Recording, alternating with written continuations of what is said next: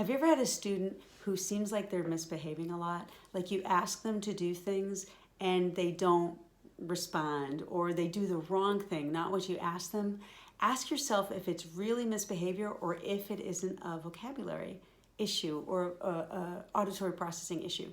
So vocabulary is the first step of the science of reading. That's kind of foundational for the literacy work that we need to do. We need to help students develop their oral language, their ability to understand what we say, which comes before the ability to express what we say. In the brain, Broca's area develops before Wernicke's area. And Broca's area is about receptive language, where Wernicke's area is about expressive language. So we have to really help students understand vocabulary, develop vocabulary, and then be patient with them as they develop their ability to express that vocabulary. So we do this in a lot of ways. One of the best ways is the 3-period lesson, the 3-step lesson, where we name something, and then we ask the student to work with what we've named. We can do this with vocabulary cards. We can do it with the actual things in the learning environment.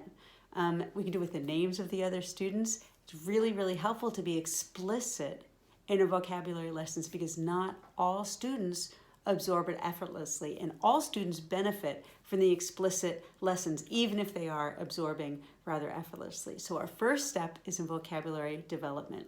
We do that through conversations that we're having and teaching the children, the students, to have conversations, which is particularly relevant now after COVID and with so many screens, that children aren't really effortlessly having conversations. We can do that through fine art.